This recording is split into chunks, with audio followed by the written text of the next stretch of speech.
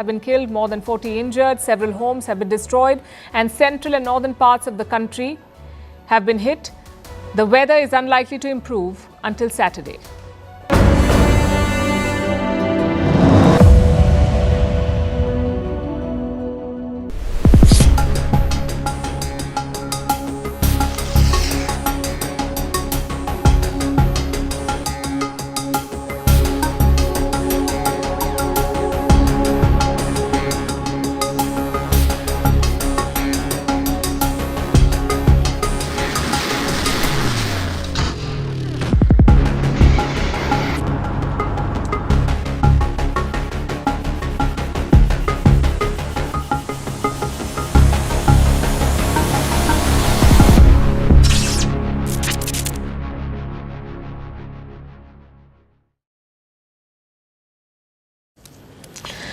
Two hours. That's how long Donald Trump and Vladimir Putin spoke on the phone. That call happened last Monday. Apparently, neither man wanted to hang up. Both of them agreed to push for peace in Ukraine. And days later, look where we are, discussing a third world war. Talk about a roller coaster week. It's gone from peace to global war in just over 7 days. The question is, what went wrong? Has President Trump lost the plot in Ukraine? We'll try to answer that tonight. But first, let's look at the war front. What's happening on the ground? Russia launched a major air attack over the weekend. They fired some 900 drones in 3 days. Today, Russia struck Kharkiv in northeast Ukraine. Look at the aftermath.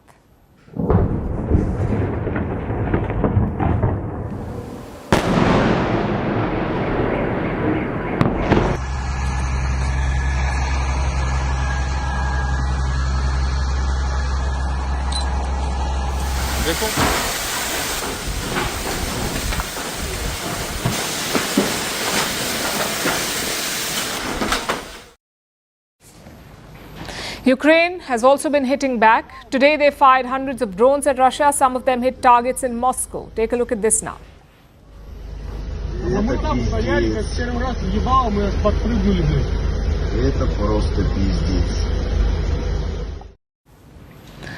Not the best setting for peace talks, certainly, but not surprising either, because the temperatures have been rising in recent days. Look at the war of words. On Sunday, Donald Trump made a rare criticism of Vladimir Putin. He said the Russian president had gone absolutely crazy. Those were his words. And he said this after a Russian strike on Ukraine, the one we told you about. Then yesterday, Trump doubled down. Let me quote from his statement. This is what he said. What Vladimir Putin doesn't realize is that if it weren't for me, lots of really bad things would have already happened to Russia. And I mean really bad. He's playing with fire. That's typical Trump rhetoric. But the response did not come from Putin. It came from his close aide, former Russian President Dmitry Medvedev. Again, let me quote from what the Russian said. Regarding Trump's words about Putin playing with fire and really bad things happening to Russia, I only know of one really bad thing. World War III. I hope Trump understands that. That's a big escalation there.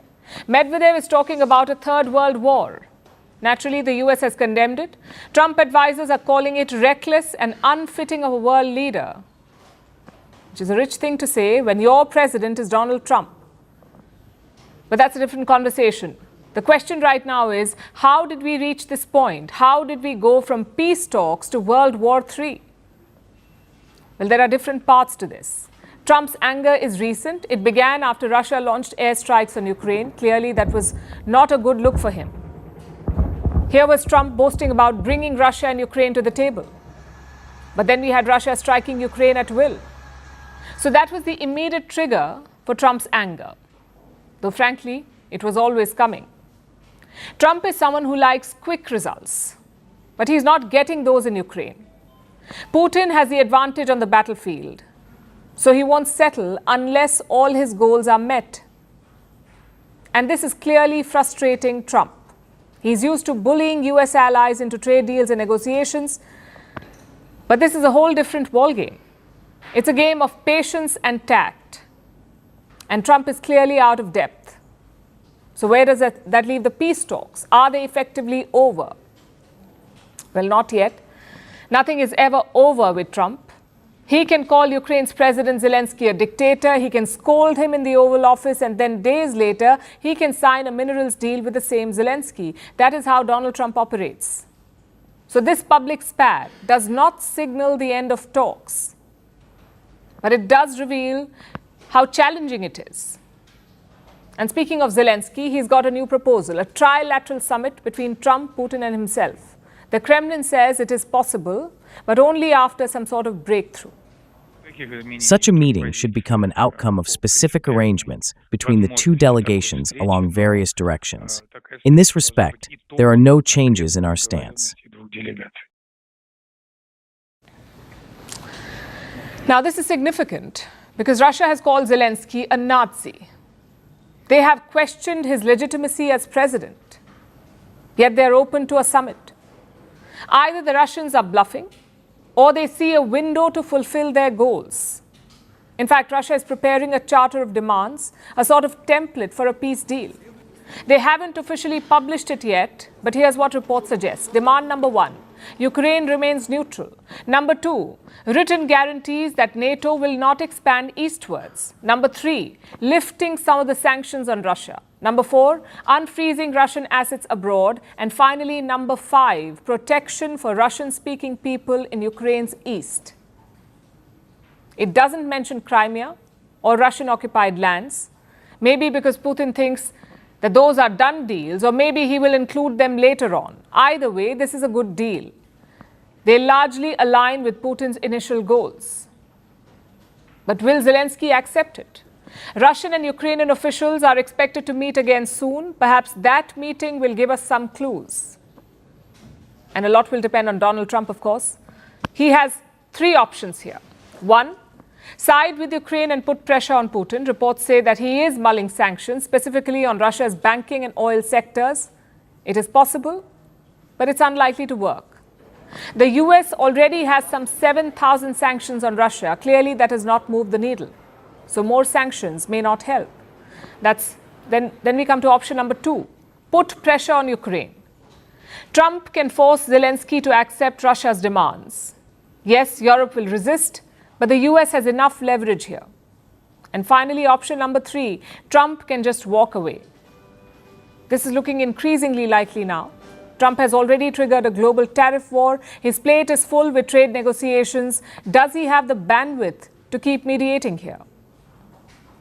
At one point, he may just lose interest. And if he does, Putin will be ready to capitalize. And that is basically the bottom line here. Russia will only end the war on its terms. Trump can mediate, Trump can mock and threaten all he wants, but Putin has all the cards.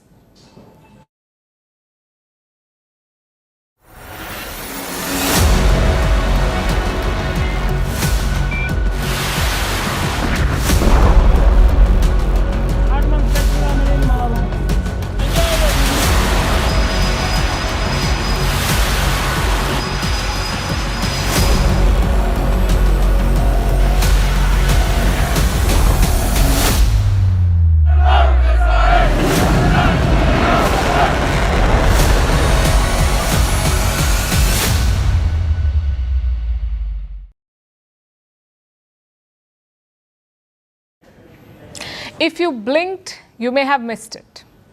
There was no mission accomplished banner, no grand address from the Oval Office, not even a victory tweet from Donald Trump. There was just a sudden ceasefire and a short statement from the US president.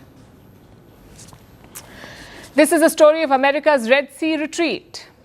Yes, the US claims it stopped the Houthi bombing. It claims that it protected global shipping. But there's a lot that Washington is not telling the world. First, let's listen to what they're saying.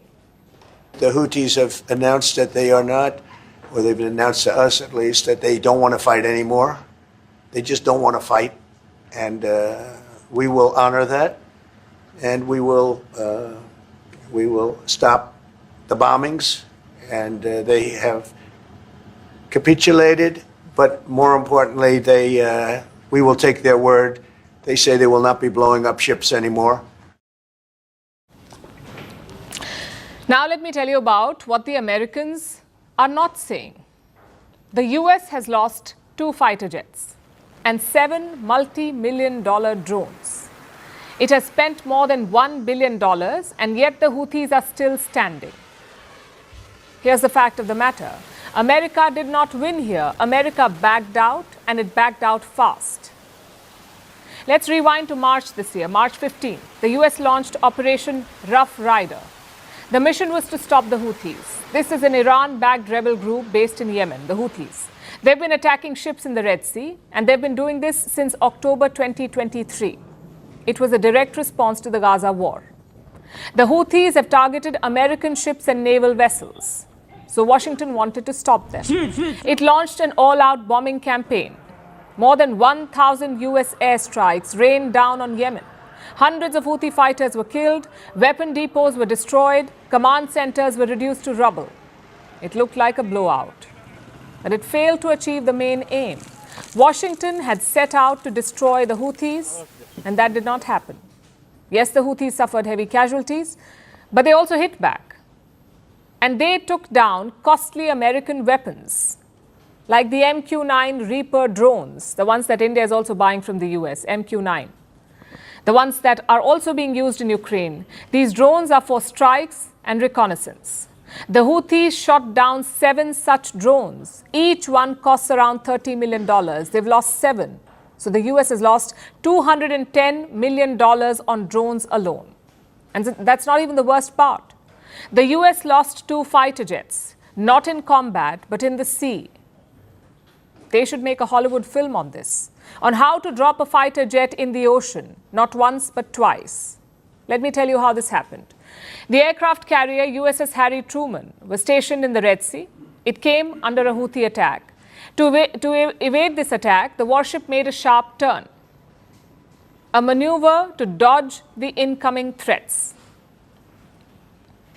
But in the chaos, they dropped a fighter jet. An F-18 Super Hornet fell into the Red Sea. And then it happened again, just a week later. Another Super Hornet was coming in for a landing. The approach went wrong. The jet missed the mark. It went overboard and straight into the sea. This is said to be the world's most powerful navy. With the latest technology and the best weapons, they lost 2 fighter jets just like that. One Super Hornet costs around $60 million. One Super Hornet. So that's $120 million now sitting at the bottom of the Red Sea. And if you think that is bad, listen to what comes next. The US spent over $1 billion on Operation Rough Rider, $1 billion. What's the return on this investment? Lost jets, downed drones, and Houthis standing firing at American assets. So Donald Trump pulled the plug. After all, if there's one thing he can do, it's spotting a losing deal. So the US chased a ceasefire. It was brokered by Oman. The Houthis agreed to it, and finally the bombing stopped. No, it's not a deal. They've said, please don't bomb us anymore, and we're not going to attack your ships. And where did you hear about that? It doesn't matter where I hear it. The very good source, I could tell you. Very, very good source. Would you say, Marco? I would say pretty good, right, JD? A very good source. No, they don't want to be. They don't want to be. They don't want to be bombed anymore. You know, I sort of thought that would happen. He makes it sound like the Houthis sued for peace and that the Americans won. It's an exaggeration, to say the least. What Trump got here was basically a timeout, and to get it, he ended up blindsiding a lot of nations, like Israel. The Americans did not consult Israel. Just days before the ceasefire, the Houthi strikes hit Israel. So Israel felt almost betrayed by the Americans. And then there were the Gulf states, especially Saudi Arabia and the UAE. They have spent years and billions of dollars battling the Houthis. So this felt like Washington was leaving allies behind. And the Houthis tapped in on the sentiment. They warned Arab states to not trust America. Will work to strengthen and expand its military actions that aim to end the aggression and lift the siege, and its military operations, including the air navigation ban on Lod Airport and the maritime navigation ban in the Red and Arabian Seas, will continue until this objective is achieved.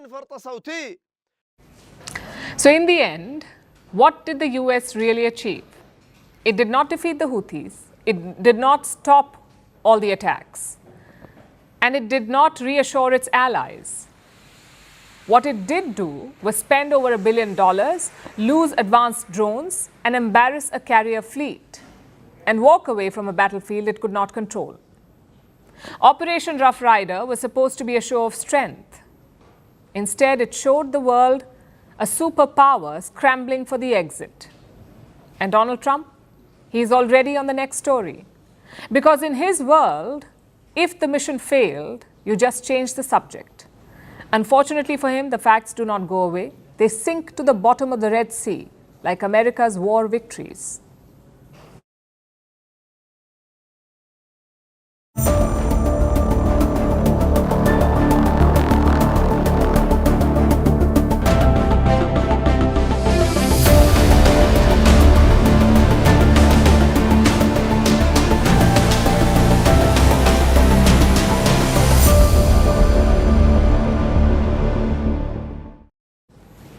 Now let's talk about India's defense industry. After Operation Sindoor, it has gone into an overdrive. Defense stocks are surging. They're witnessing a record-breaking rally.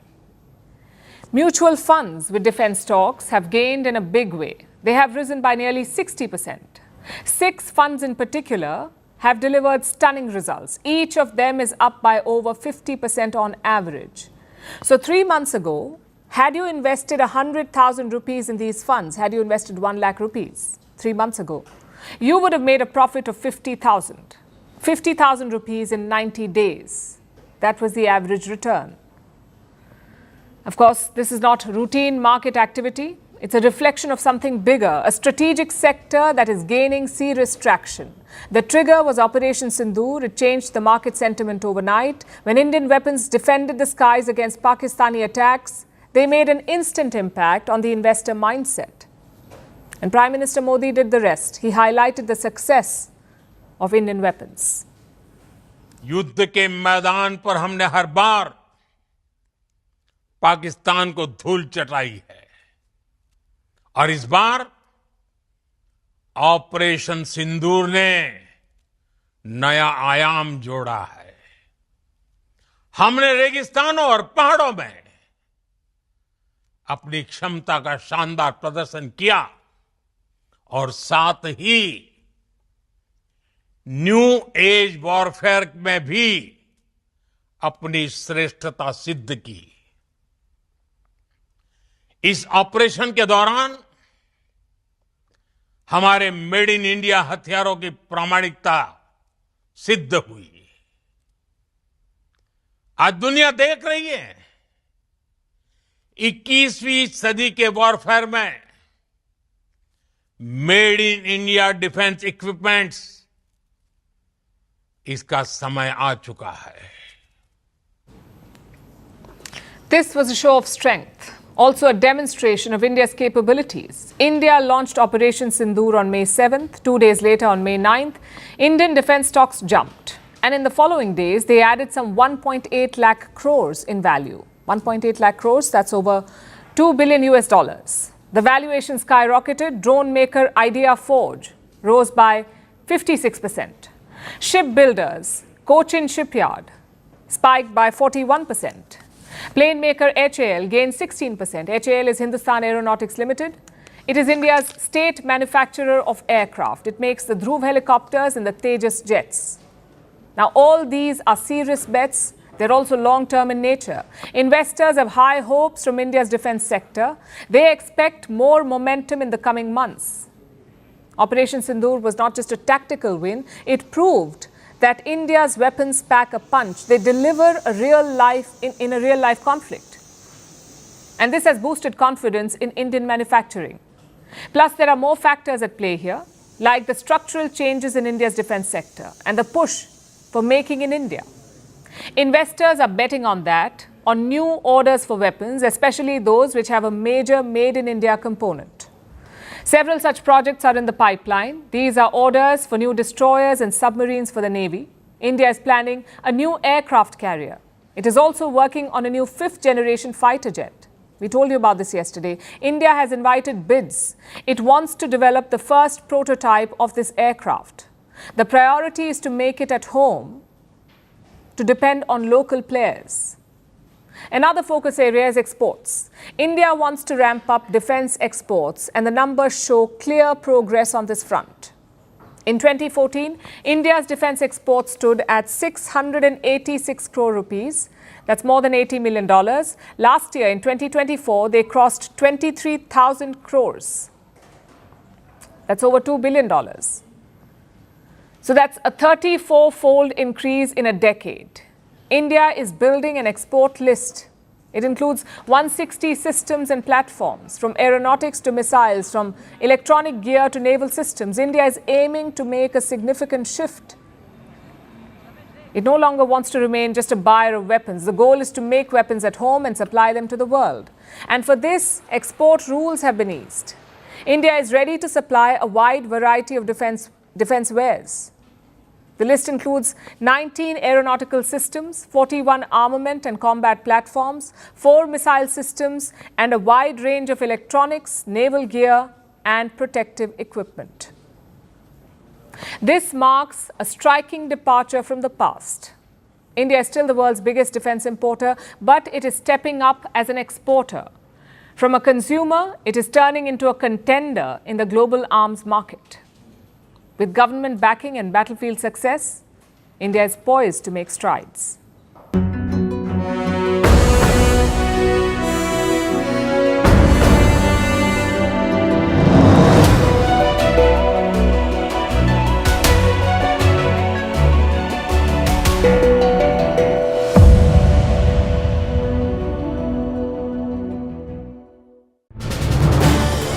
This is News 18 Network.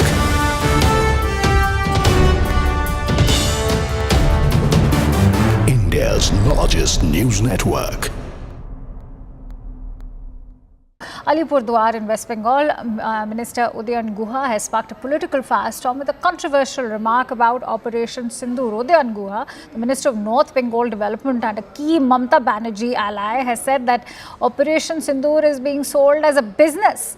Someone who used to sell hot tea is now selling hot sindoor. The BJP has strongly condemned Guha's remarks, calling them an insult to the martyrs of the recent terrorist attack in Pahalgam and a disrespect to India's armed forces. The party demanded Mamata Banerjee take immediate action and remove Guha from her cabinet, citing concerns over national security in the strategically sensitive North Bengal region. Listen in. কেউ কেউ আগে হয়তো চায়ের ব্যবসা করতেন, এখন তারা কেউ কেউ হয়তো সিঁদুরের ব্যবসা করছেন। আগে গরম চা বিক্রি করতেন, এখন গরম সিঁদুর তাদের রক্তের মধ্যে দিয়ে বয়ে যাচ্ছে। সেই সিঁদুর বিক্রি করবার জন্য একেবারে উত্তরবঙ্গের আলিপুরদুয়ার পর্যন্ত ছুটে আসছেন। কিন্তু আমার বক্তব্যটা হচ্ছে যে এইভাবে মানুষের মধ্যে বিষ ঢুকিয়ে দেওয়ার চেষ্টা করবেন না। মানুষের মধ্যে বিষ ঢুকিয়ে দিয়ে, ধর্মীয় বিষ ঢুকিয়ে দিয়ে মানুষে মানুষে বিভাজন তৈরি করবার চেষ্টা করবেন না। গরম চা বিক্রি করতেন, এখন তিনি গরম সিঁদুর বিক্রি করবার চেষ্টা করছেন। আমরা ওই ধরনের ব্যবসা করার জন্য এটা করি না। আমাদের কথা হচ্ছে সাম্প্রদায়িক সম্প্রীতিকে রক্ষা করতে হবে, মানুষকে এগিয়ে নিয়ে যেতে হবে।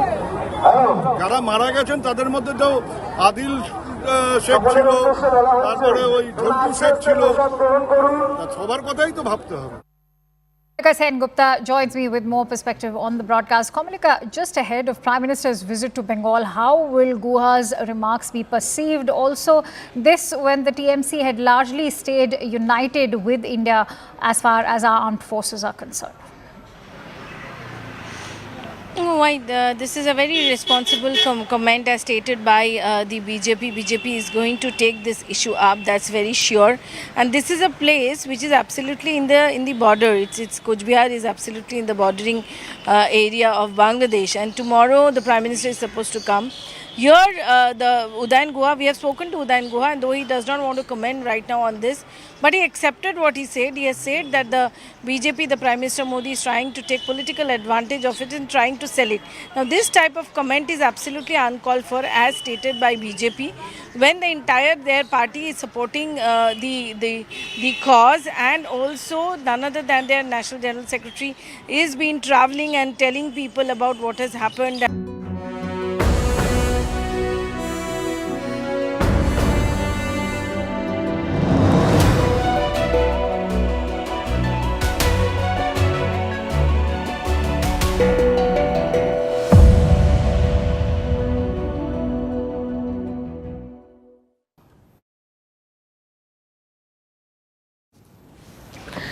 Now let's talk about Trump's America and the students who dream of studying there. They're in a soup.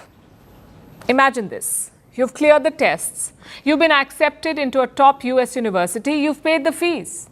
You're prepared for a new life abroad. But then comes the anticlimax.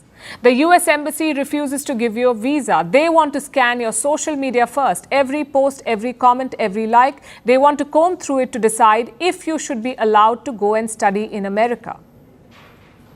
This is not a hypothetical situation. It is the new normal. The Trump administration has launched a crackdown on international students. US embassies have been told to halt student visas.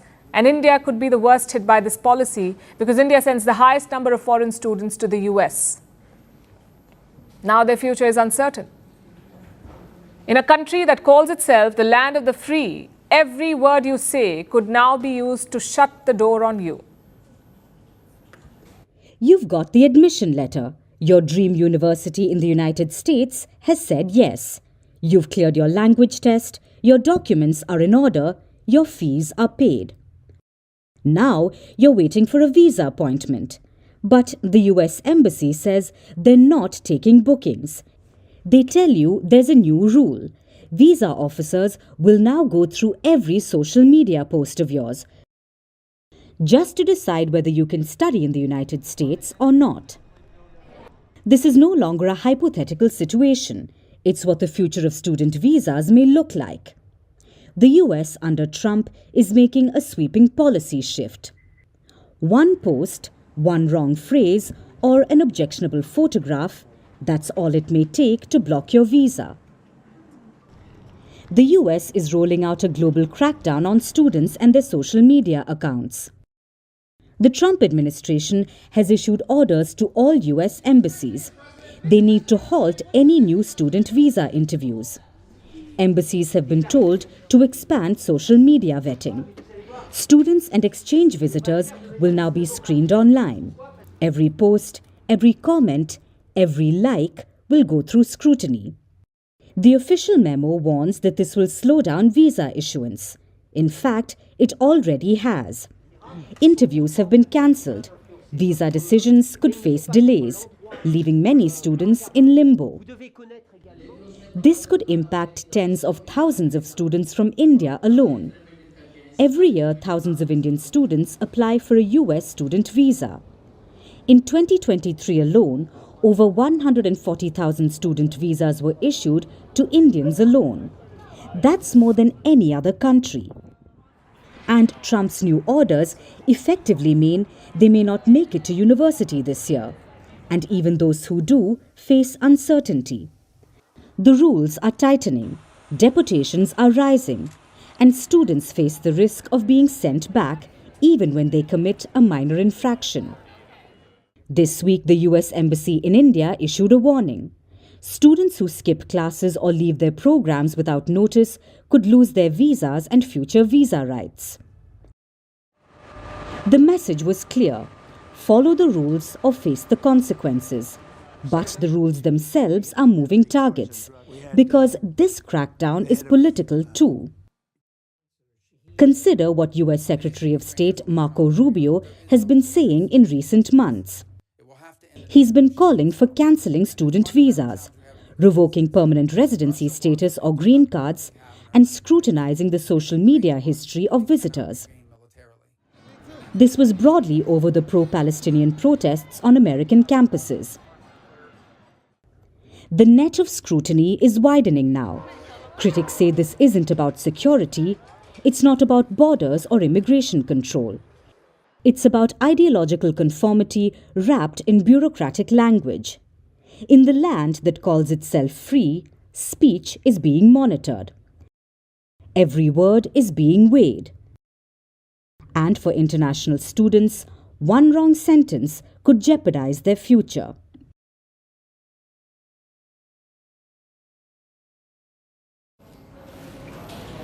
Remember when Donald Trump and Elon Musk were joined at the hip? It was cute while it lasted, you could say. Together, the two of them had it all. Money, power, and big egos. Musk bankrolled Trump's election campaign. He gave him more than $250 million. Trump returned the favor with VIP access to the White House. He even created a government department for Musk. It was called DOGE, the Department of Government Efficiency. Trump called Musk a visionary. Musk called Trump a friend. Like I said, it was a bromance for the ages. But like most great love stories, this one was not built to last. Elon Musk is now criticizing Donald Trump's politics. You see, last week, the US Congress approved a bill, Trump's new tax bill. He calls it big and beautiful. That's what he calls the tax bill. Big and beautiful. It includes $1 million tax breaks, increased defense spending, and funding for a border wall. The bill is heading to the US Senate. Once it is passed by the Senate, it will massively increase the federal deficit. That's the difference between what a government earns and what it spends. When the spending is more than the earning, there is a deficit. The American deficit is already huge.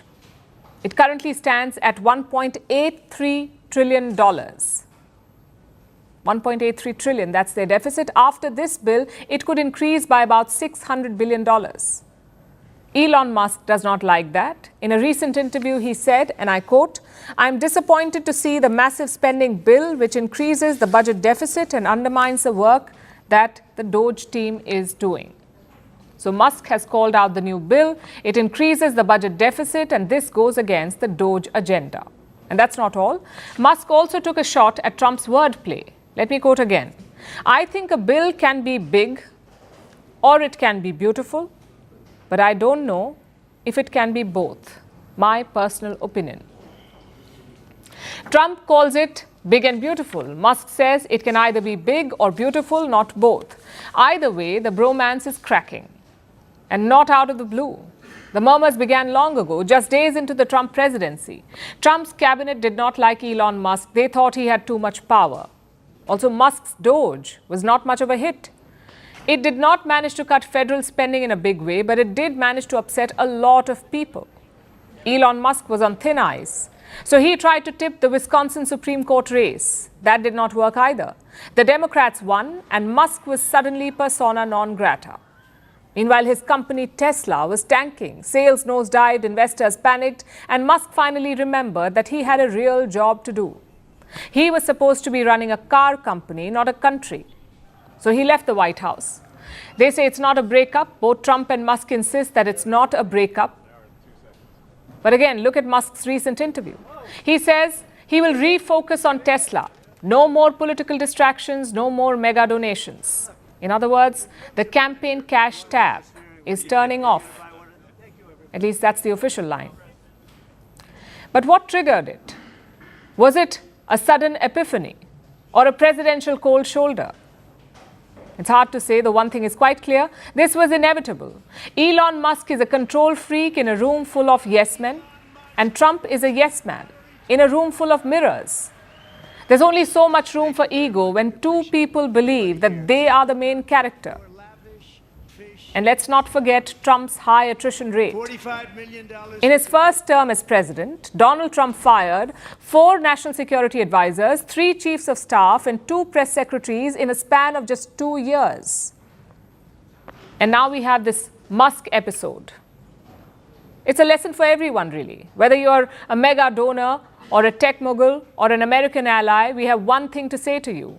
Don't get too comfortable. One minute you're flying to state dinners, the next you're out.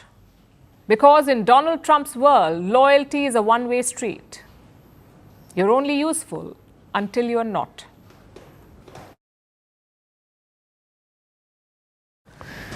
And we're not done with the US president yet.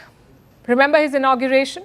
Donald Trump made a big claim after being sworn in as president. He declared a golden age for America. The golden age of America begins right now.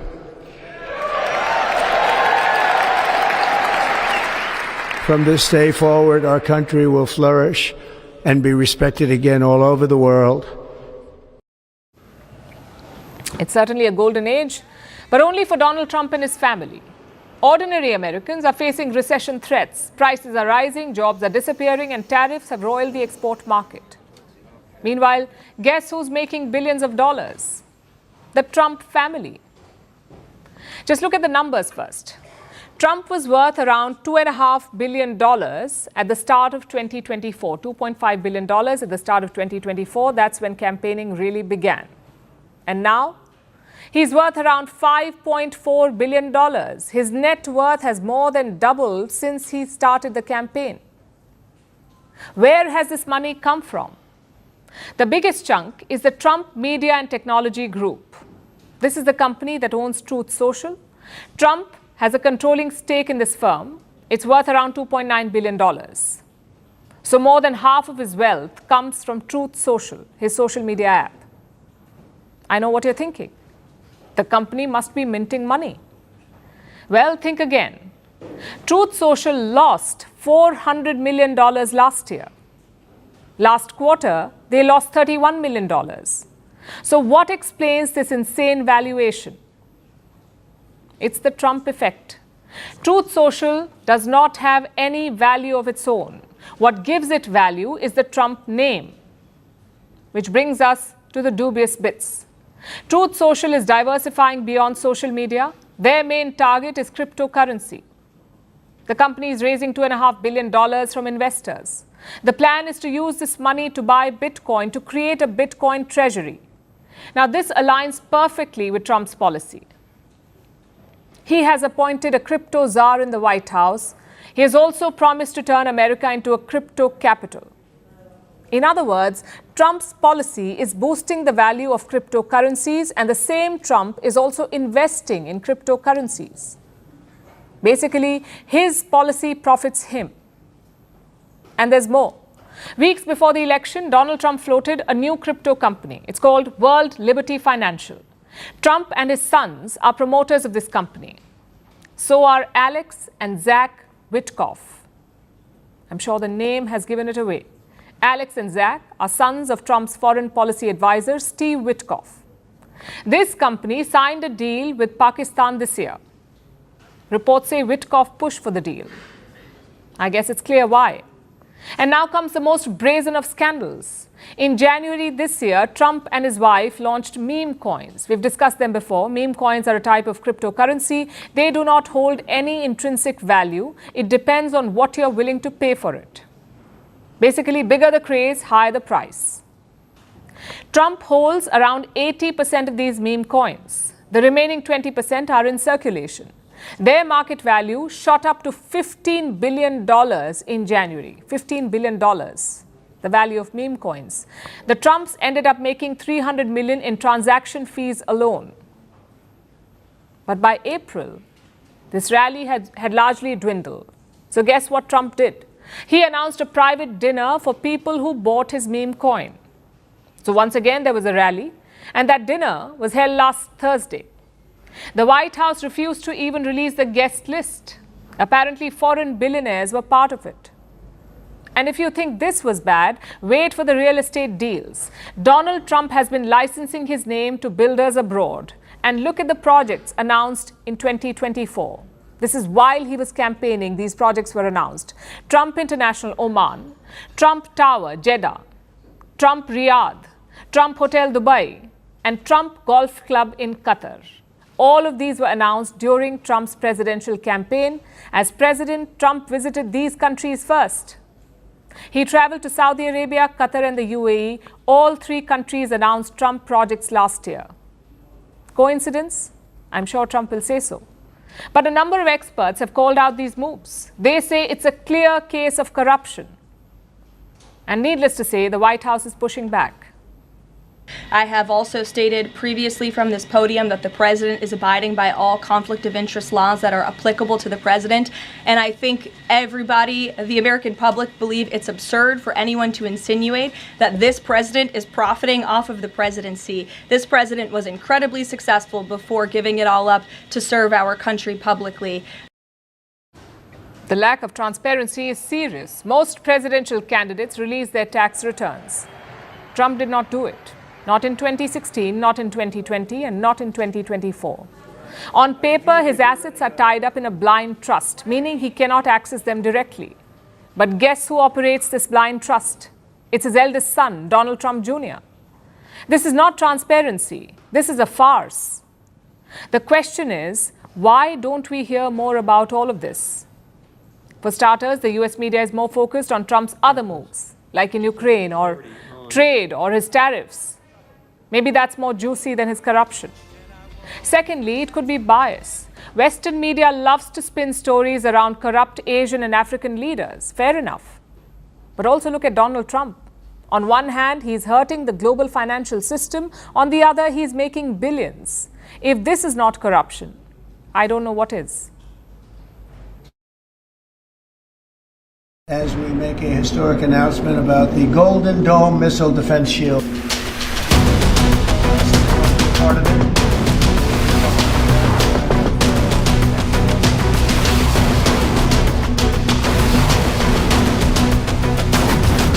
And Canada has called us and they want to be a part of it. So we'll be talking to them. They want to have protection also. So as usual, we help Canada do the best we can.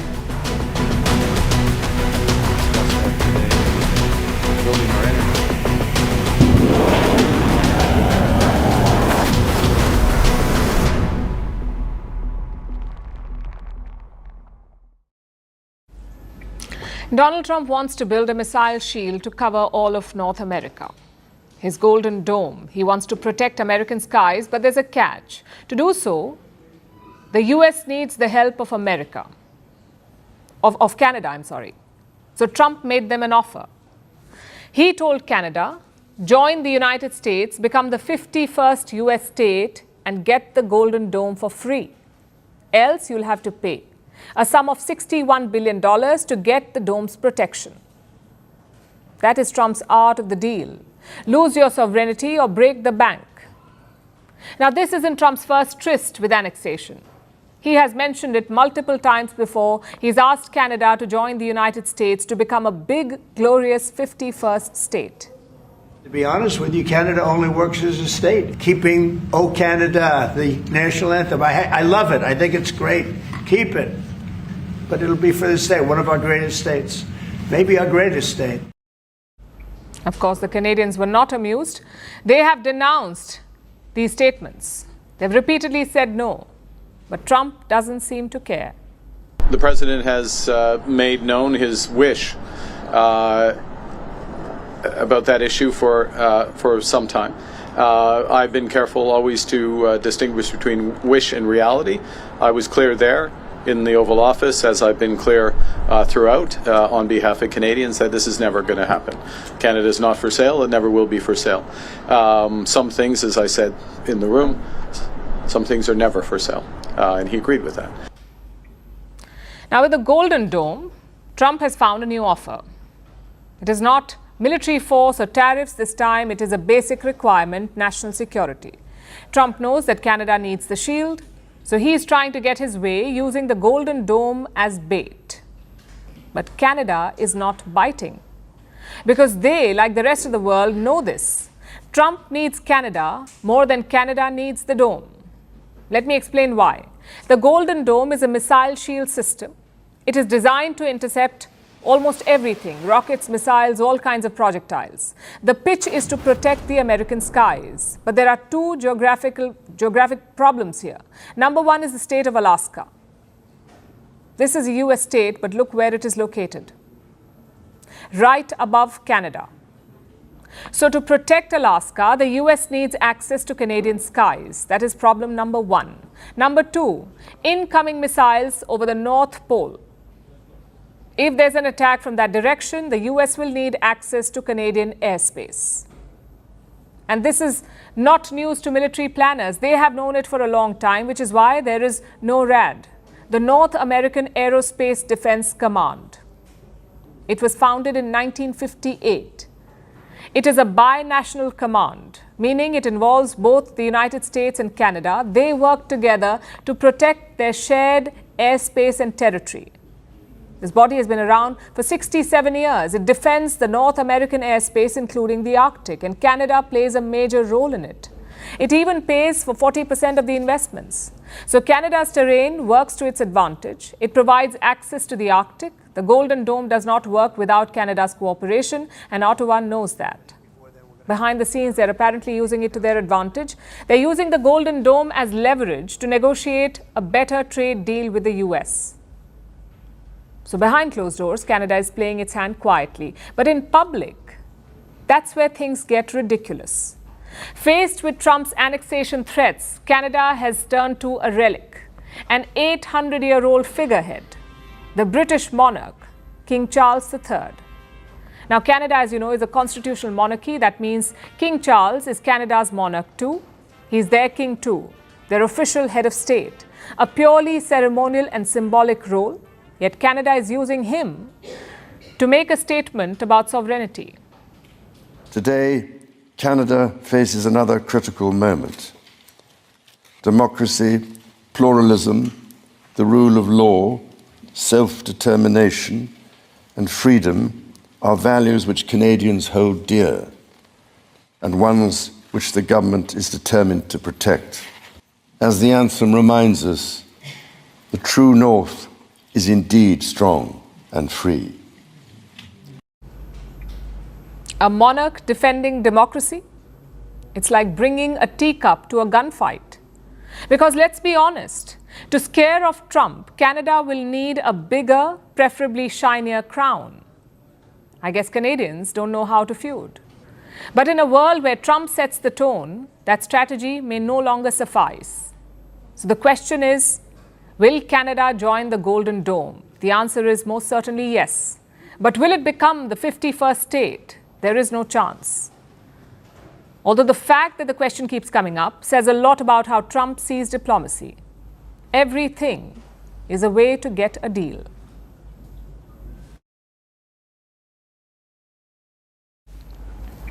It must be great to be Mohammed Yunus. Your country is overrun by mobs, political parties are protesting on the streets, radicals are taking over law and order. Meanwhile, you are jetting off to Tokyo.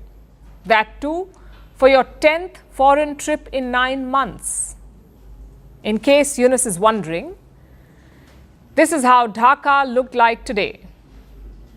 A sea of protesters flooded the streets. They belong to the BNP, the Bangladesh Nationalist Party. They claim around 1.5 million people attended this rally. We cannot verify those numbers, but these pictures should give you an idea. Tens of thousands of people gathered in different parts of Dhaka. They brought parts of the city to a standstill. And what was their demand? Early elections. The BNP wants Yunus to hold elections by December 2025, this year. But so far, he has rejected this. Today, the BNP's acting chief addressed the rally virtually. His name is Tariq Rahman. He is the son of former Prime Minister Khalida Zia, and his statement was a warning to Yunus. There are records that it is possible to hold elections within 3 months. But now we see that even after 10 months, the interim government is not announcing a specific date for the election. We repeat again, the election will take place within December. Brothers and sisters of this new generation, my dear countrymen, start making preparations to ensure that the national election is held by December. So the gloves are off. The BNP is directly attacking the interim regime. Like I said, Yunus is not in the country, but he left a parting gift for his core supporters. Yesterday, Bangladesh's top court acquitted a man named Azharul Islam. He is a leader of the Jamaat-e-Islami. He had been convicted of crimes against humanity. In the 1971 war, this man supported Pakistan. He orchestrated a massacre of Bengalis. Some 1,200 civilians were brutally killed, and around 13 women were raped. This man has been released by Bangladesh's top court, a court that was rejigged by Yunus himself. And amid all this chaos, the so-called chief advisor is in Tokyo. He is on a 4-day trip to Japan. Today, he met the country's former Prime Minister Taro Aso. During this meeting, he spoke about elections. He promised to hold elections in Bangladesh by June 2026. More than a year later.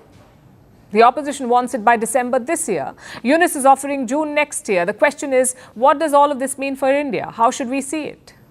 We are focused on the western frontier right now. Clearly, the main challenge at the moment is Pakistan, but New Delhi should pay close attention to Bangladesh. And I'll give you 3 reasons why. Number 1, things are flaring up at the border.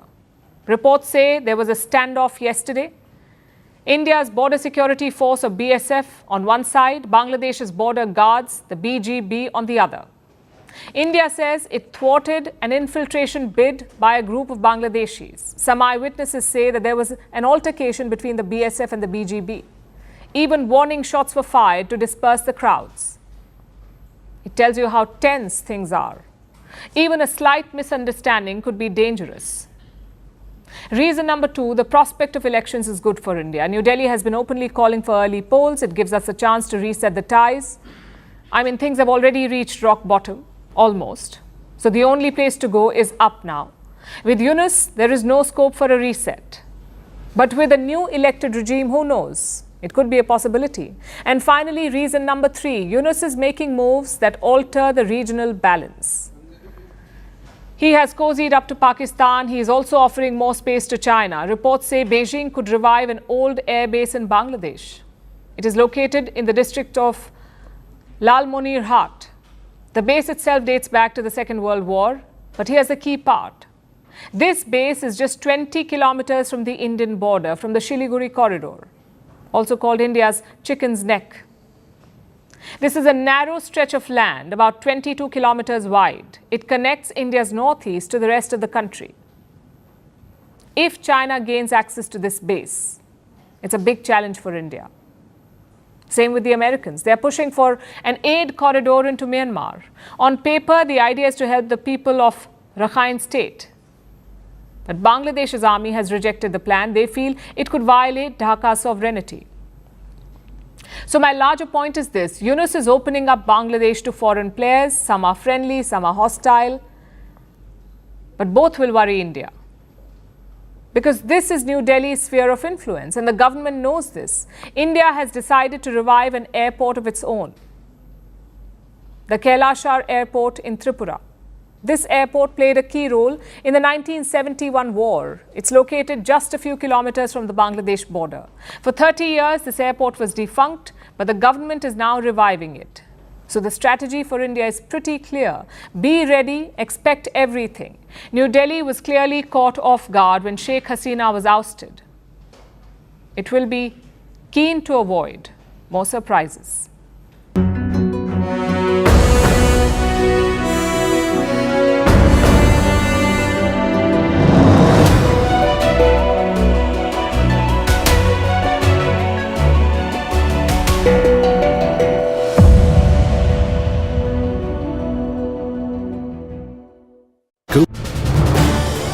This is News 18 Network.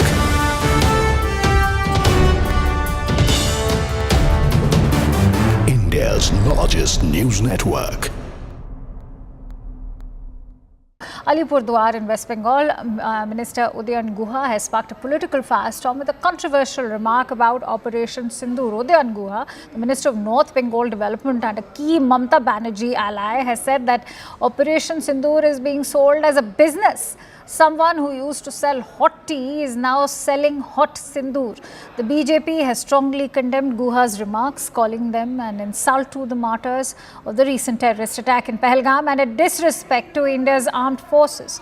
The party demanded Mamata Banerjee take immediate action and remove Guha from her cabinet, citing concerns over national security in the strategically sensitive North Bengal region. Listen in. কেউ কেউ আগে হয়তো চায়ের ব্যবসা করতেন, এখন তারা কেউ কেউ হয়তো সিঁদুরের ব্যবসা করছেন।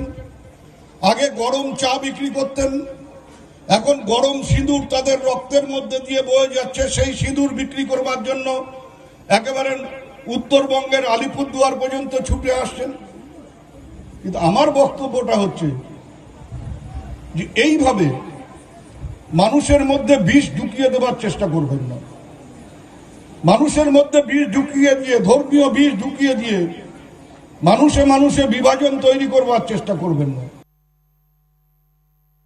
গরম চা বিক্রি করতেন, এখন তিনি গরম সিঁদুর বিক্রি করবার চেষ্টা করছেন। আমরা ওই ধরনের ব্যবসা করার জন্য এটা করি না। আমাদের কথা হচ্ছে সাম্প্রদায়িক সম্প্রীতিকে রক্ষা করতে হবে, মানুষকে এগিয়ে নিয়ে যেতে হবে। যারা মারা গেছেন তাদের মধ্যে তো আদিল শেখ ছিল, তারপরে ওই ঝন্টু শেখ ছিল, সবার কথাই তো ভাবতে হবে। Komalika Sen Gupta joins me with more perspective on the broadcast. Komalika, just ahead of Prime Minister's visit to Bengal, how will Guha's remarks be perceived? Also, this when the TMC had largely stayed united with India as far as our armed forces are concerned. This is a very responsible comment as stated by the BJP. BJP is going to take this issue up, that's very sure. And this is a place which is absolutely in the border. It's Kuch Bihar is absolutely in the bordering area of Bangladesh. And tomorrow the Prime Minister is supposed to come.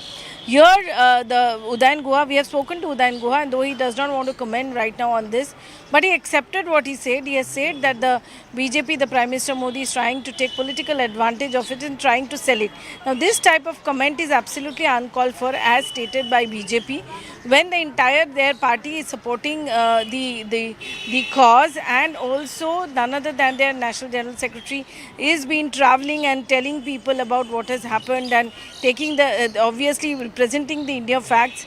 There is a demand of a parliamentary session. That's the party stand, that there should be a parliamentary session and they should come up that, why this happened, and other details should come up in the parliament. That is the demand that Mamata Banerjee has also been placed. But this type of comments, that is...